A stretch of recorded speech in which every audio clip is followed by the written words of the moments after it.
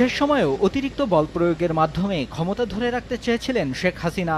দেশ ছাড়ার আগে সোমবার সকাল 10:30 থেকে প্রায় 1 ঘণ্টা রাষ্ট্রীয় বিভিন্ন বাহিনীর শীর্ষ কর্মকর্তাদের চাপ দিয়েছিলেন তিনি। তবে পরিস্থিতি যে একেবারেই নিয়ন্ত্রণের বাইরে সেটা তিনি কিছুতেই মানতে চাচ্ছিলেন না। পরে পরিবারের সদস্যদের বোঝানোর পর পদত্যাগে রাজি হন। এরপর দ্রুততম সময়ে পদত্যাগ করে সামরিক হেলিকপ্টারে করে গোপনে বোন শেখ রেহেনাকে সঙ্গে নিয়ে দেশ ছাড়েন শেখ হাসিনা। সংশ্লিষ্ট একাধিক সূত্রের কাছ থেকে শেখ হাসিনার ক্ষমতা ছাড়ার শেষ 4 ঘণ্টার একটা বিবরণ পাওয়া গেছে।